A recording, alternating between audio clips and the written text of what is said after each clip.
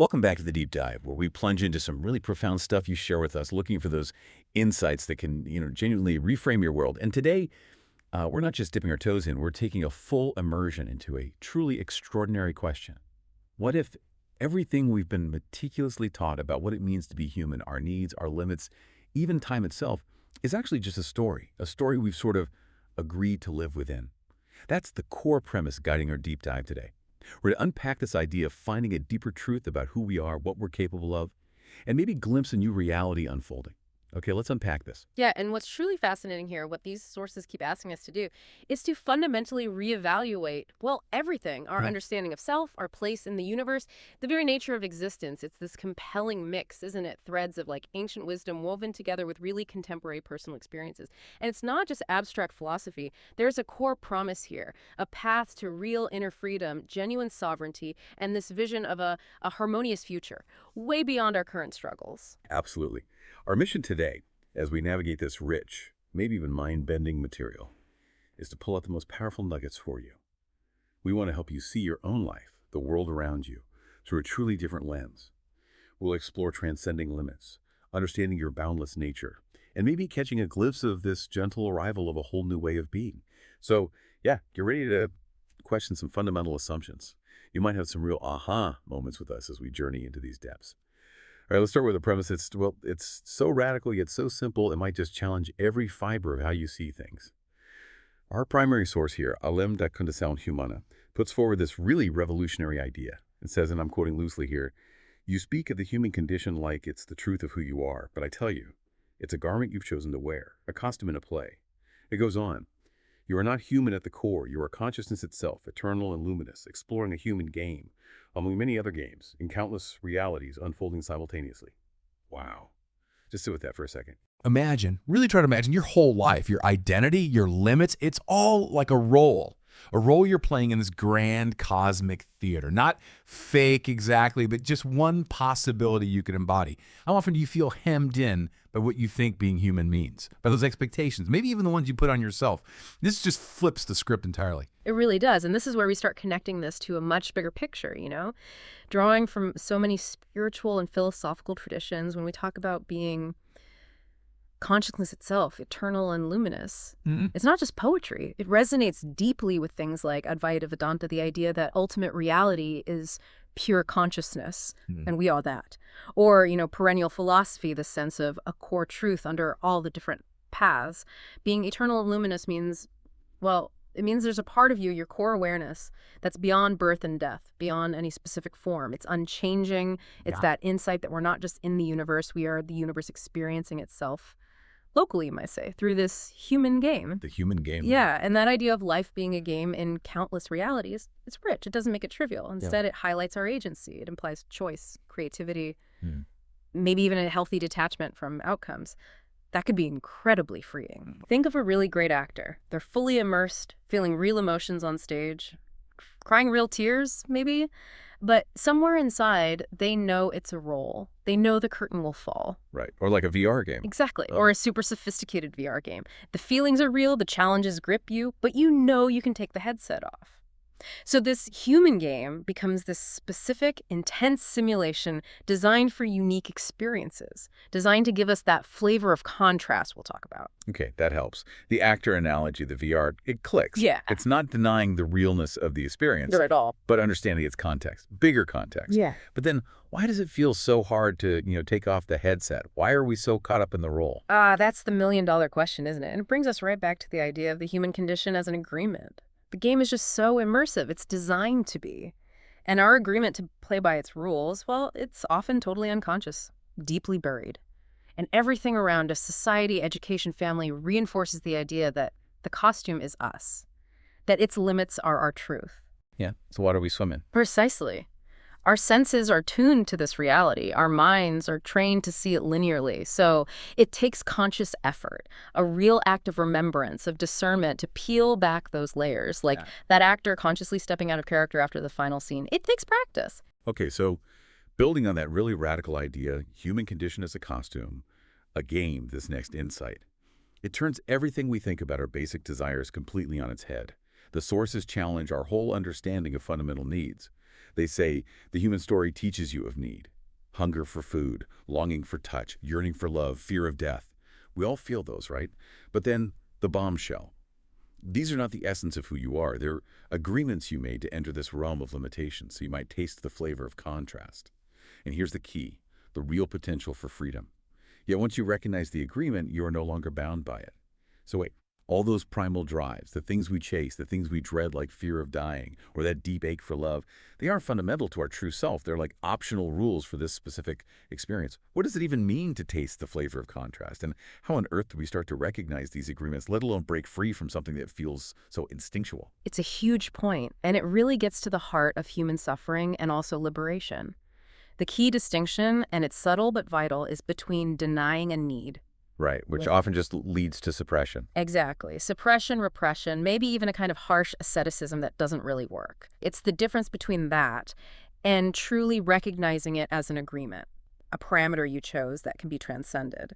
When we just accept these rules, these agreements, unconsciously they become our operating system. They powerfully shape our experience of limits, desire, suffering. Think about the fear of death. Is that inherent to eternal consciousness? Probably not. It feels very much like an agreement we make when we identify it only with this temporary body. Okay, so the agreement creates the limitation. It seems so. And the freedom implied by not being bound anymore, it's immense. It's moving from being automatically driven by these needs, reacting all the time, to a conscious, empowered state where your choices come from a deeper place. Now, how do you consciously disengage? First, you got to see it. Bring the unconscious agreement into the light. It means asking yourself, really questioning, is this fear, this need, an absolute truth of my eternal being? Or is it part of the framework for this human game? It's not about killing desire, but transforming your relationship to it. And that phrase, taste the flavor of contrast. What's the essence of that? It's such a beautiful concept. Imagine being pure consciousness. How do you truly know sweetness without also experiencing sour or bitter? Right, you need the comparison. Exactly. Without lack, how do you appreciate abundance? Without feeling separation, maybe connection wouldn't feel so profound.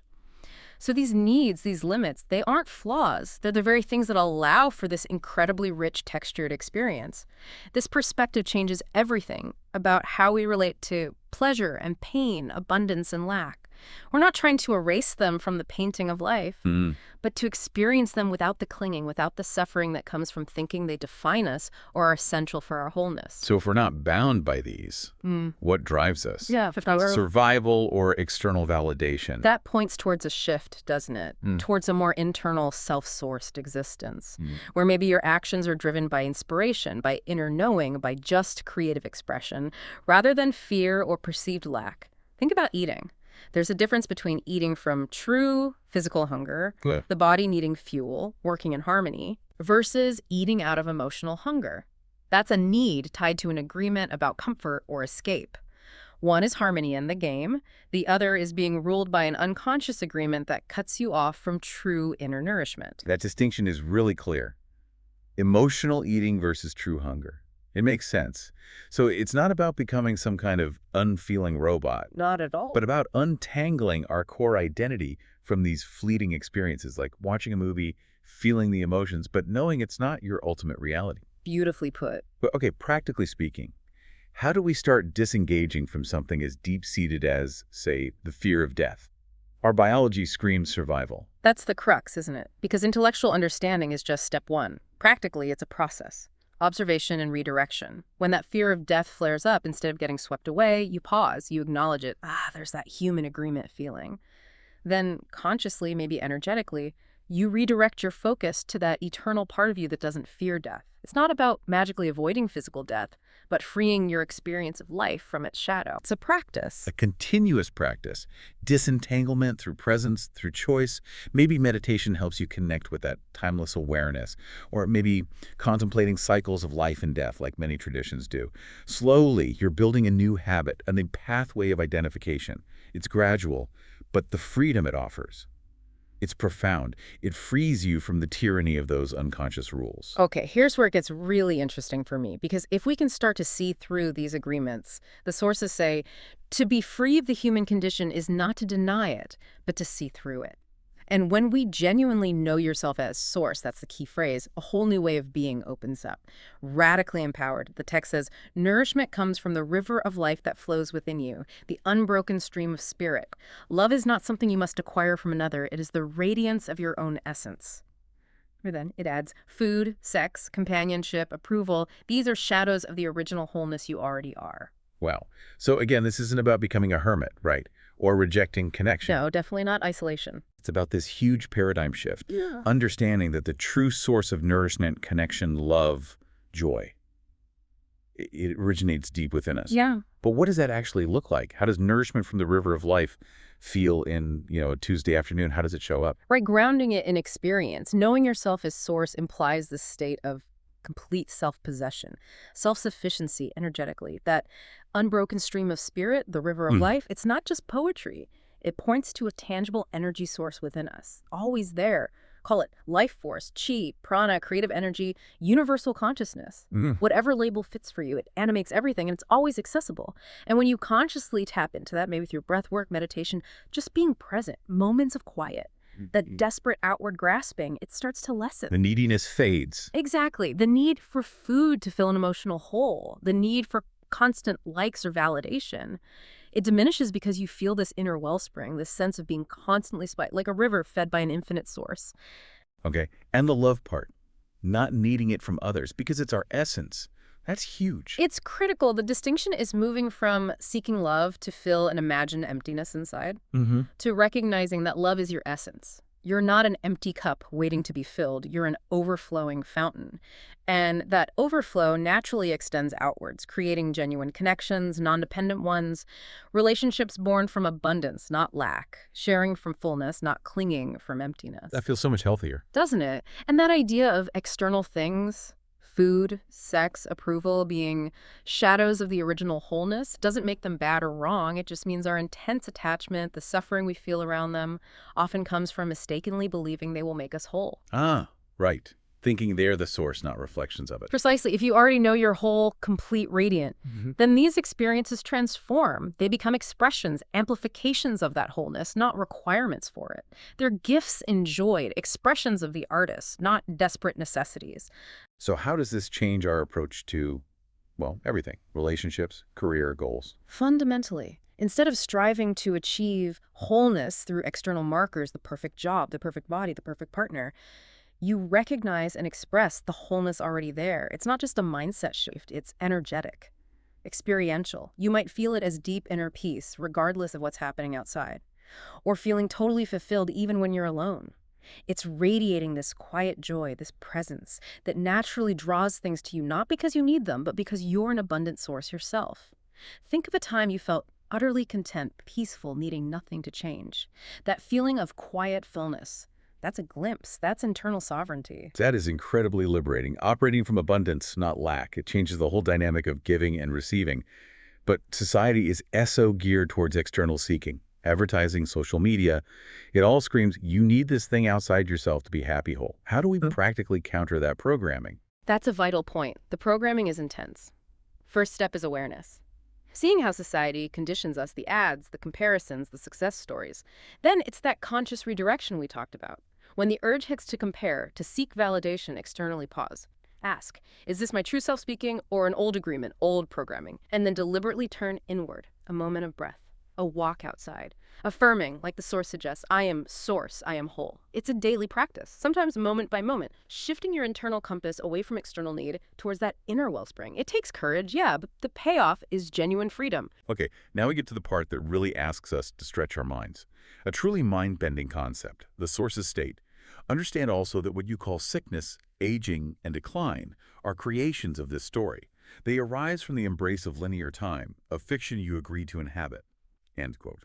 It goes on, time is not the master of your being. Outside the human lens, all unfolds at once. The eternal self you are does not grow old, does not weaken, does not fade. Whoa. Okay, so even the inevitable march of time, aging, getting sick, decline, that's part of the human game story too. And linear time itself is called a fiction.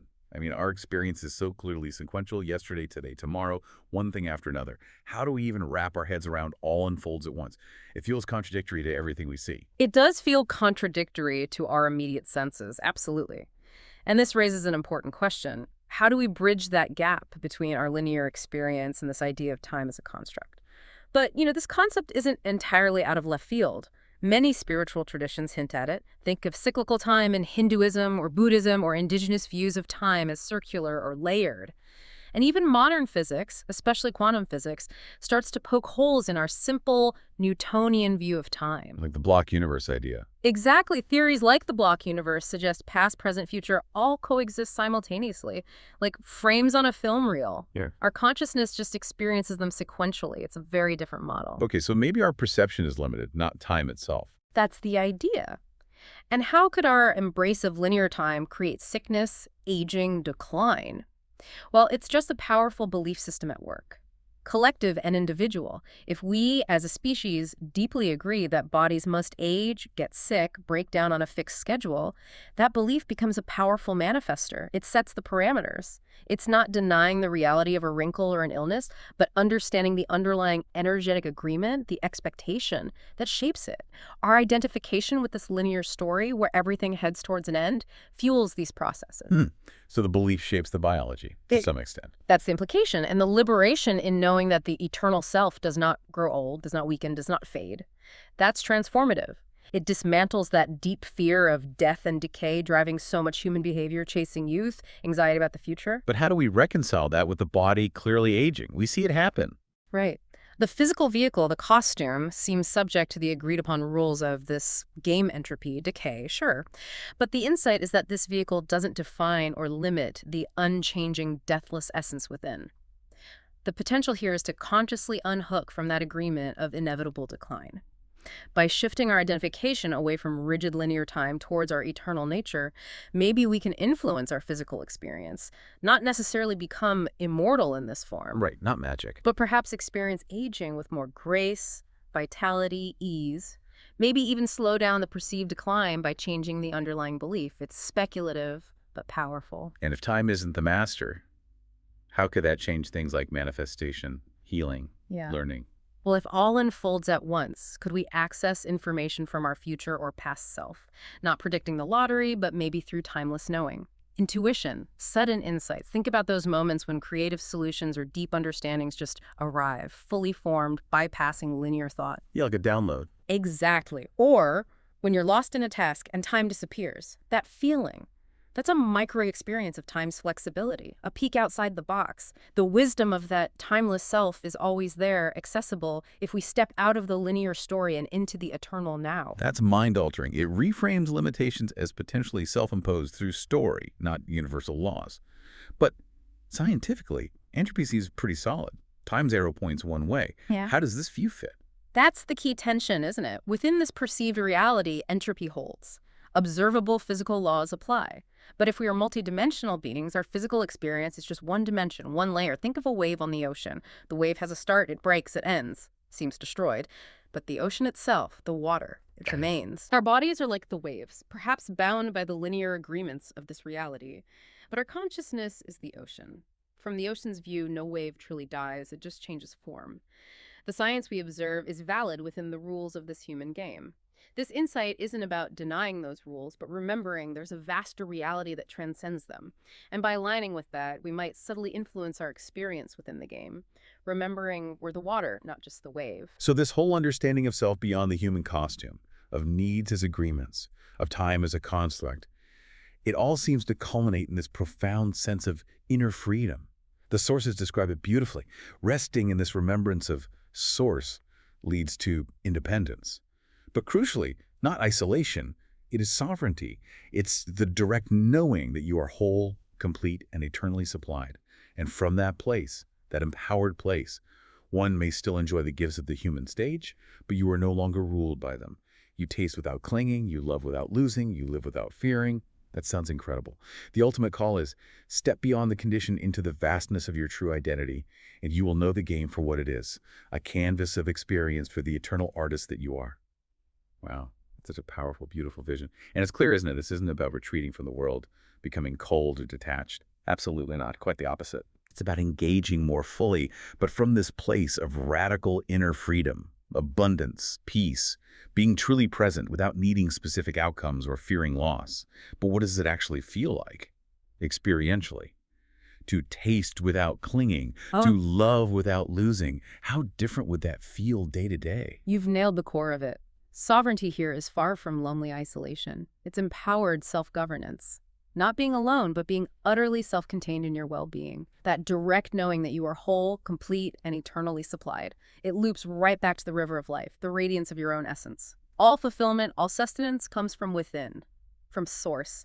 And that deep knowing frees us from that exhausting external search for completion. Right, the constant chase. Exactly. And the shift of enjoying experiences, the gifts of the human stage, without being ruled by them. That's the master key. Freedom from attachment, freedom from fear.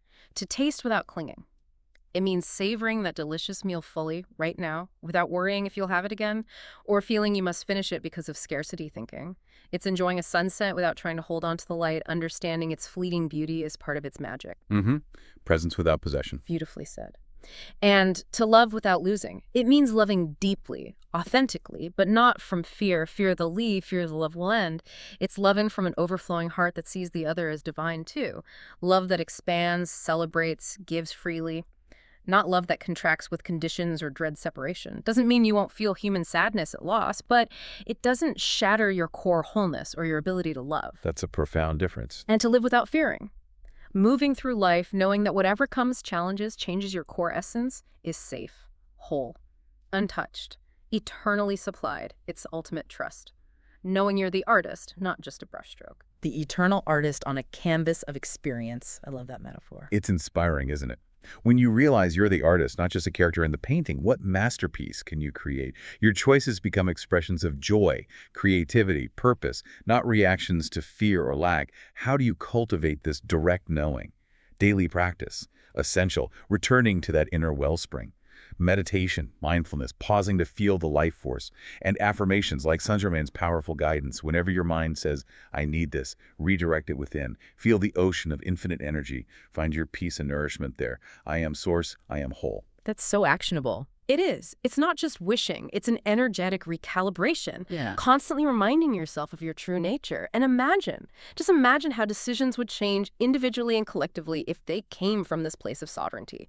Instead of fear, lack, competition, it would be expansive, collaborative, beneficial for all. Not protective, competitive, scarcity-driven. It's that calm confidence you see in someone unruffled by events. The pure joy of giving without strings because your own cup is full, it could truly transform society. That guidance from Saint Germain, redirecting I need to I am source, it feels like such a vital anchor. A practical tool amidst these huge shifts in perception. But how does this direct knowing differ from, say, intuition? Or just positive thinking? Can you, measure it? Good distinction. Direct knowing feels deeper than intuition, which is often a flash, a specific guidance. This is more like a constant state of awareness of your inherent nature. And it's way beyond positive thinking, which can sometimes feel like papering over negativity without addressing the root identification. Direct knowing isn't thinking positively about something, it's knowing yourself as the source of positivity, supply, wholeness. Can you measure it? Not with current tools like an EEG, maybe. But its effects are profound experientially. You see it in sustained peace, resilience, creative flow, regardless of circumstances. It's a felt energetic reality, not just a mental idea. Okay. Having laid out this incredible philosophical foundation, this view from beyond, let's turn now to a very personal story. A narrative that seems to beautifully illustrate this whole journey, and also points towards a collective shift into a new reality. You know, many of us have felt it at some point, that nagging sense that something's missing, that void nothing external seems to fill. But for the person sharing their story in our sources, this wasn't just a vague feeling. It sparked a total life overhaul, a radical journey. They describe remembering decades ago, during my first dark night of the soul and my first rebirth, I was obsessed with searching for something I knew was missing. My entire being was invested in this search for something I did not understand. I changed my lifestyle radically, cleaned up my life in ways I didn't even know were lifestyle options, in an effort to reach what I was looking for. They call it evolving out of the past, finding my true self and my true freedom, and the driving force. I didn't know what I was missing. I only knew that I was. It's incredibly powerful and probably resonates with a lot of people. What exactly is a dark night of the soul? Is it more than just being really down? And how does that raw feeling of absence become such a powerful catalyst for change? This wasn't just dabbling, it was an obsession. Yeah, The dark night of the soul, a term from mystics like St. John of the Cross, later explored psychologically by Jung, it's much more than just sadness or even clinical depression, though they can overlap. It's really a spiritual archetype, a period of intense crisis, confusion, desolation, where your old self, your beliefs, your identity, they just crumble. A total stripping away. Exactly. We're stripping away of everything non-essential. It's painful, often feels like annihilation, but it creates this profound void. And it's that void, that raw absence, that then demands to be filled by something deeper, more authentic, this obsessive search in the story. It perfectly mirrors our earlier discussion being bound by agreements, seeking externally first. Before you can fully know yourself as source, there's often this intuitive ache, the sense that something vital is missing. That longing becomes the catalyst. And it pushes you. It pushes you, and it takes immense courage, real intuition, to embark on that kind of revolution, to radically change your life, clean things up in unknown ways, all for an unknown true self. It speaks to that deep, innate drive for authenticity that can override comfort, override convention. Why does this searching phase often come before a deeper awakening? Because it creates the space. When the usual external fixes success, relationships, distractions start working or even disappear, you're forced inward. Society, with its focus on the external, encourages us to ignore that inner call, push it down, numb it out, stay busy. Right. Distraction is everywhere. But as this testimony shows, that feeling of something missing can become this unignorable force for transformation. It forces you to confront unexamined assumptions. We see examples all the time, don't we? People leaving successful careers for passion projects, ending relationships that aren't aligned, moving across the world, all driven by that inner sense that there's a truer way to live, a truth waiting. It's a journey into the unknown, guided by that inner pull. It's clear this intense search, though maybe painful, was necessary groundwork. It paved the way for something even deeper. This process of self-recollection, reintegration, like soul archaeology. But are there risks in such an obsessive search? Could it go wrong? That's a very important point. Yes, obsession carries risks. You could get lost in endless seeking, chasing the next workshop, the next guru, without real internal integration. Or mistaking intellectual understanding for lived experience. Or getting attached to the identity of being a seeker. Right, the seeking becomes the new identity. Exactly. It can also lead to neglecting practical life if not balanced. The crucial thing, as shown in this narrative, is that the search eventually turns inward. It culminates in realizing what you sought wasn't truly missing, just forgotten. Notice how the language shifts from searching to remembering? That's the turning point. So the narrative continues, describing this incredible multi-layered process of putting the pieces back together. Then, like many of us, I began to remember my ancient backstory. I started to remember all the bits and pieces of ancient memory and wisdom, like where I came from, where I'd been, and what I had learned. They say it was like getting a new life as I emerged from an old life I was so ill-suited for. This sounds way beyond just reflecting on this lifetime. It's like cosmic detective work, piecing together an ancient backstory, even past lives, to build a new wholeness, like the ultimate identity jigsaw puzzle. And a really critical part they mentioned, so poignant. Completed collecting my fragmented self that was ripped apart because of a multitude of things this world does to a newly arriving soul, like an unsafe childhood, a bad relationship, etc., where our true self never had a safe place to grow and blossom, to be seen, heard, or honored. But then, that profoundly comforting reassurance that echoes everything we've discussed. I also remember the relevant connecting threads of my past lives to assemble a bigger picture of my new wholeness that has always been with me. Nothing was ever lost. Wow, just hearing that, even after feeling so fragmented, nothing was ever lost. Our true essence stays intact. It's incredibly powerful. It truly is. This section dives deep into that multidimensional healing, ancient memory and wisdom, past lives. We don't always have to take that as literal, detailed recall for everyone. It can also represent accessing deep archetypal understanding, maybe ancestral healing patterns, or just a profound sense of karmic continuity that informs now. Like a deep resonance. Exactly. That feeling when certain truths just land like you've known them forever, or when life patterns, challenges, talents suddenly click into place, revealing roots beyond just this life. It echoes Jung's collective unconscious universal symbols resonating within us.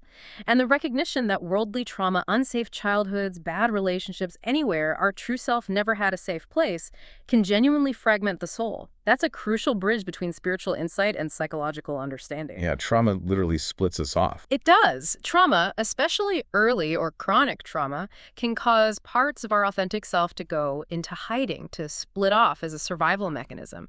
This shows up as dissociation, feeling powerless, or just that persistent sense of being incomplete, always searching for missing pieces. It's like those limiting agreements, but often imposed by circumstance. But the core message is so hopeful. Nothing was ever lost. That's absolutely central. Wholeness isn't something we build from scratch or get from outside. It's something we remember, reintegrate, uncover from under the layers of conditioning, trauma, agreements. It speaks directly to that indestructible source self. Pure consciousness is always whole. Even if parts of our human experience feel shattered, the core is intact. So how does this fragmentation and reintegration actually work? How does understanding the past lead to a more whole present? Mechanistically, fragmentation is often psychological and energetic. Overwhelming experiences cause parts of the psyche to split off, sometimes called ego states or shadow aspects. Reintegration involves consciously acknowledging, accepting, even dialoguing with these fragmented parts, bringing them back into the whole. Various therapies can help inner child work, somatic healing for body-held trauma, shadow work, deep meditation fostering self-compassion. Understanding past influences, whether from this life or the ancient backstory, gives context and meaning. It frees us from repeating unconscious patterns that kept us stuck. And if we can connect to ancient memory, the potential is vast. Maybe intuitive gift surface or a deeper understanding of purpose or innate healing abilities. It's that feeling of things finally clicking into place. The ultimate homecoming. It's incredible to think our essence remains whole even when we feel broken. For someone listening who feels that fragmentation, what role can therapy or spiritual guidance play in this remembering process? Both can be invaluable, truly. Modern therapies like IFS, EMDR, somatic work, they're fantastic for safely processing trauma and integrating those fragmented parts. They offer structure and safety. Spiritual guidings, a mentor, a practice, a tradition can then help frame that personal healing within a larger context, give it meaning, purpose, connect it back to that source self. The key is finding guidance that truly resonates and empowers your own inherent capacity for wholeness, not creating dependency. It's often a dance between inner work and the right external support. You know, it is so easy right now to look at the world and just feel overwhelmed by the chaos, the drama, the lack of integrity seemingly everywhere. But our source, this personal testimony, suggests something else, that even this intense stuff is part of a fading dream, a faux reality that is losing its way.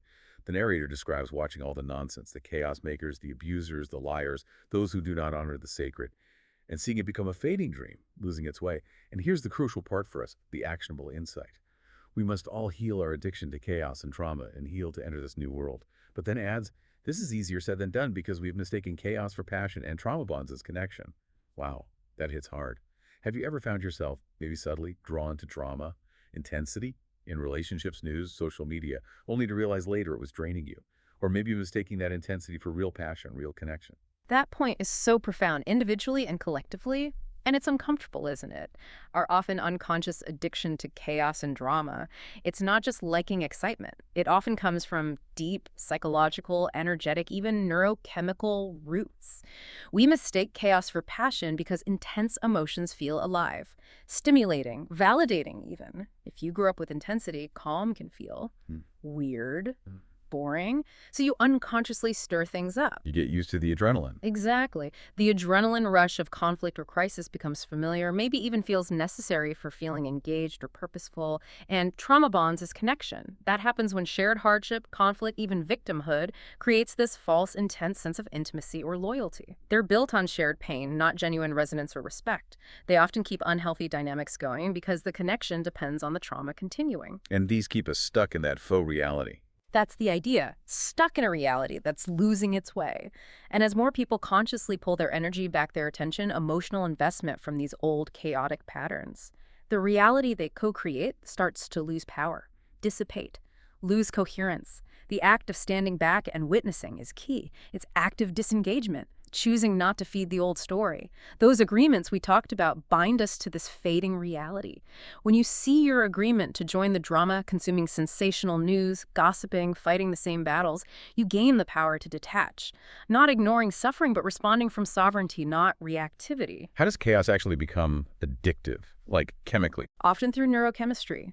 Adrenaline, cortisol, dopamine surges can be habit-forming. Plus, the validation you might get from playing a role in the drama rescuer, victim, hero reinforces the pattern, creates a cycle. Healing it means consciously choosing different responses, cultivating inner peace, seeking authentic connection, choosing relationships and experiences that are genuinely nourishing, aligned with your sovereign self. What happens when a collective faux reality collapses? We might see huge shifts, media narratives changing, political discourse shifting, social interactions becoming less polarized. As the energy sustaining the old ways diminishes, maybe a reprioritization of integrity, authenticity. Think about consciously unplugging from news that just fuels fear, or recognizing relationship patterns built on highs and lows, not stable connection, choosing peace over provocation. That's a powerful reminder. Our individual energy choices have collective impact. Dismantling the old, making space. But if someone feels really tangled in those patterns, how do they practically start to heal this addiction? It sounds deep-seated. It starts with honest self-awareness, mindfulness, maybe journaling, noticing the triggers. What's the payoff for engaging in the drama? What emotional itch is it scratching? Then, conscious boundaries. Limiting exposure to sensationalism, choosing not to gossip, discerning which relationships feed you versus drain you through conflict, and crucially, actively cultivating inner stillness, so calm doesn't feel like boredom, but feels like home. Your true nature's wellspring. It's retraining your nervous system, your energy field, a gradual shift towards inner serenity. Now, this is such a striking contrast to that earlier feeling of obsessive searching. The narrative shifts completely, from frantic seeking to peace, readiness. The narrator says, but these are the days when I no longer feel the obsession to search. I work simply to ensure I am in the right places at the right times. But nothing is missing within me anymore. I have completed collecting my fragmented self. And the state now, simply waiting. My soul is holding its breath. I can feel the new world arriving. There is no need to chase a destination as I thought before. The new world is coming. I'm only now waiting for its arrival, and I can feel it is close. I feel that butterfly excitement feeling in my chest that says it is so close it could arrive in my next breath. That's beautiful, and this state deeply affects how energy is used. I honor and respect my energy and spend it only in the places and areas of life where I am called to do so. I only give where it is honored and where it becomes useful. There's very little I want to involve myself with in the world anymore, just the sacred land under my feet that is tied to the stars and those who are walking in the same way. This raises such a key question for so many of us. How do we learn to identify where we're called to spend our energy? How do we discern where it will be truly honored and useful? That feels crucial. It really does. And what's fascinating here is that shift from external striving to internal alignment, deep trust, that state of simply waiting. It's not passive resignation, not at all. It's heightened awareness, attunement, like the Taoist idea of wu-wei, effortless action through alignment. Like moving with the current, not against it. Exactly. And the wisdom of no need to chase a destination comes from that inner knowing. Nothing is missing within me anymore. Once you've done that reintegration, re-identified with source, the new world isn't someplace you have to struggle to. It's an inherent unfolding, already on its way, like a flower blossoming when conditions are right. It doesn't chase the sun, it just opens. So how do we practice honoring our energy like that? Spending it only where called, where it's honored. That requires cultivating a deep connection to your inner guidance, your intuition, developing that internal compass. It tells you where your life force will genuinely create positive impact, receive reciprocity. Instead of being drained by drama, unappreciated effort, misaligned goals, energy is honored when it's met with respect, when it contributes to real growth, connection, when it's not exploited or taken for granted. This is deep self-stewardship, recognizing our energy is precious, even if our source is infinite. Wise use of a sacred resource. Precisely. And that imagery, sacred land under my feet tied to the stars, finding those who are walking in the same way, it evokes this powerful sense of being grounded yet cosmically connected and finding conscious community, a deep reverence for Earth, an awareness of our place in the cosmos, and naturally gravitating towards kindred spirits who are also living from sovereignty, alignment. These connections form organically, based on resonance, shared values, leading to new ways of being together, built on mutual respect, not need. And being in the right places at the right times without forcing it. How does that work? It feels like a dance, doesn't it? Intuition, synchronicity, conscious co-creation, not passive waiting, but active receptivity. Trusting the universe's intelligence, guided by subtle inner nudges, not mental calculations. And this inner state profoundly influences your outer reality. When you operate from wholeness, integrity, sovereignty, your interactions become more authentic, your choices more impactful, your life more harmonious. This state itself could be the foundation for new communities, new systems based on resonance and honoring energy, not fear or lack. You feel it when things just flow, when you meet the right people without searching. That magnetic pull of resonance. That effortless flow. It's what so many of us crave. It redefines action, not frantic doing, but mindful alignment, trusting the unfolding. But in a world full of demands, obligations, how do we maintain that state, honoring our energy amidst external pressure? It takes diligence, self-awareness, strong boundaries, compassionate ones. Recognizing no is a valid response when something doesn't align or just drains you without real purpose or reciprocity. Saying no without guilt. Yeah. Yes, and consciously making time for practices that refill your well, even 5 minutes of silence. Also, discerning true obligations from love, real commitment versus perceived ones driven by old agreements, expectations, fear of disapproval. It's a continuous practice of choosing sovereignty step by peaceful step, even in a busy world. This paints such a vivid, beautiful picture of what might be coming. And it feels so different from the usual dramatic apocalyptic narratives we hear. The narrator describes the New World's arrival not as some huge cataclysm, but as slipping into our new world, not with a solar flash or epic event. Just a gentle arrival into what I came here for in the first place. It's called a planned, gentle rebirth into this new world, entering with grace and ease and without trauma and chaos. That sounds lovely, actually. And the promise within this new world, our souls will be honored, respected, loved, and cherished, not molded against our natural-born divinity to fit into a robot-like society. This is presented as how a soul is intended to enter a new life, or a new cycle of reality. Life will be honored, and each path will be considered sacred. Wow. Just the idea that our unique souls will be honored, respected, loved, cherished, not forced into boxes, that's a profound promise for authentic existence. So what does this all mean for us right now? This vision of a gentle arrival really contrasts with those expectations of dramatic upheaval. It underscores a shift that might be primarily energetic, consciousness-based, a deep internal realignment manifesting outwardly, rather than a big external boom. The significance of grace and ease without trauma and chaos being a deliberate choice for this new cycle. That's huge. It suggests conscious co-creation at a higher level, moving beyond the old paradigm where growth equals struggle. Like choosing a different way to evolve. Exactly. A deliberate intention for harmony, reflecting a maturity in consciousness maybe, choosing evolution through resonance, not revolution through chaos. And what does it mean for souls to be honored, respected, loved, cherished? How does that differ from being molded into a robot-like society? The robot-like society points to systems that demand conformity, suppress individuality, value productivity over well-being, treat people like cogs. Yeah, fitting in, towing the line. Right. The new world described here shifts to a paradigm where your unique essence, your talents, your spirit, they're not just tolerated, they're celebrated, seen as vital contributions to the whole tapestry. It connects back to the human game, maybe this is a new game, with rules that inherently support true self-expression, where the goal is harmonious co-creation, mutual respect, an environment where every soul can truly blossom. Who's doing the planning for this gentle rebirth? Yeah. That's an interesting question. It is intriguing, suggests a higher intelligence, maybe. Collective awakened consciousness. Cosmic orchestration. It resonates with personal transformations too, doesn't it? Often the biggest shifts happen when we surrender, allow grace, rather than forcing things with willpower. And if each path is considered sacred, what would that look like? Maybe decentralized governance. Education fostering innate gifts and wisdom, not just facts. Economic systems based on abundance, sharing, conscious exchange. A world where diversity is genuinely revered as essential beauty, reflecting sources infinite creativity. It's like those quiet internal shifts that precede huge external change. Or finding a community that truly celebrates you, doesn't try to change you. It's an incredibly inspiring vision. Ancient wisdom, yet totally new implications for our future together. And it ends, the source tells us, with this powerful invitation. Maybe not a call to action, but an allowing.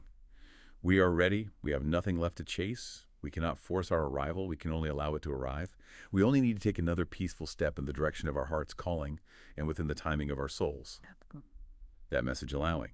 Peaceful steps, heart's calling, soul timing. It feels like the perfect embodiment of this whole new way of being. Hashtag outro. So what we've explored today, it's not just theory, is it? Not just abstract ideas. It feels like a direct, profound invitation to experience your life differently, right here, right now. We went from that radical idea of the human condition as a costume to the deep, sometimes tough journey of healing and integration. all the way to this luminous vision of a new world arriving gently. It's a journey of remembering the freedom we have when we see beyond the stories, the agreements, when we step into the vastness of who we truly are, Source. Yeah, this deep dive really highlights that fundamental shift, doesn't it? From seeking everything outside validation, fulfillment, survival even, to remembering the inherent source within each of us. It's this powerful move from frantic chasing of destinations and needs to peacefully allowing the arrival of a more authentic, harmonious reality inside us and around us. I really encourage you, listening, to reflect on your own beliefs about needs, about time, about who you fundamentally are.